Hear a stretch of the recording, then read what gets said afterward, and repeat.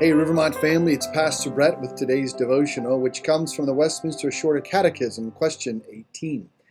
And that question reads as follows: Wherein consists the sinfulness of that estate whereinto man fell?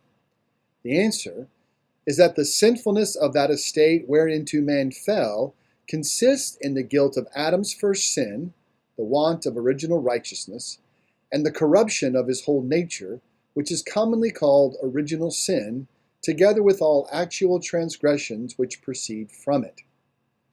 Now, if we can wade through the wherein's and the whereintos of this question and answer, we see that this question has to do with the state of our sinfulness, especially the degree of our sinfulness. Now, imagine going into the doctor's office, and after getting a checkup, the doctor tells you that he sees something that he doesn't like. Now, our natural inclination is to ask him, well, how bad is it? Now, we, of course, hope that the doctor will say something like, it's not that bad, or it's very treatable. When it comes to our sin, the answer to that question, unfortunately, is it's as bad as it can be.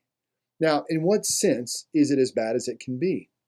Well, the sin is in our nature and it is in our lives, our actions. It is inside of us and outside of us. When Adam sinned in the Garden of Eden, he lost the perfect state of righteousness in his nature. Before his sin, every motive, thought, word, and action had always been to glorify God and enjoy Him and His creation. He really knew no other way to think or act. It was just in his nature. But when he sinned, that righteous nature became corrupted. It became soiled. It was no longer pure, and every motive, thought, word, and action was affected by that. That righteous nature was lost, and in its place came the sin nature. And this is the doctrine of total depravity. And because Adam and Eve were humanity's first parents, they were the blueprint. They were the original. And when the original was corrupted, all the copies, which is to say all of the offspring, became corrupted.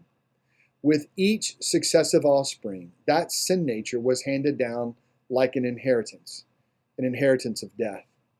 The sin nature alone is enough to condemn us before a holy and just God. And yet it's not just an inborn sin nature that condemns us. It is also the sin that we commit because of that sin nature. We act on that sin nature daily. We are sinners.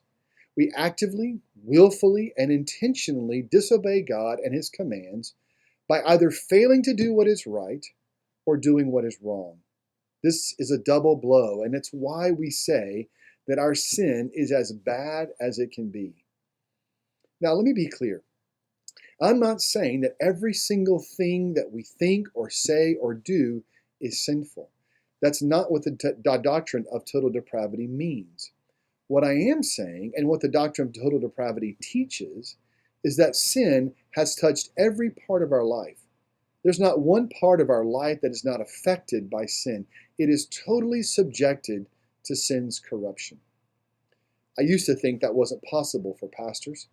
When I was growing up, I could hardly imagine my pastor ever sinning.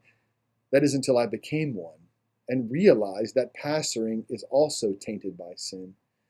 The act of preaching is tainted by sin because there are times when I may let my desire for avoiding conflict keep me from saying what needs to be said, or saying it more strongly, or the desire to be well thought of as intellectual by quoting a particular person. You see, sin touches everything. But praise be to God, for Paul writes in Romans 5, as one trespass, one sin, led to condemnation for all men, so one act of righteousness leads to justification and life for all men. For as by the one man disobedience the many were made sinners, so by the one man's disobedience the many will be made righteous. So what he's saying is that Jesus took Adam's sin, your sin and mine, and he gave us his perfect righteousness. That all happened on the cross, that we might forever be made alive in him. That's the gospel. That is the good news. To the praise of his glorious grace, we say,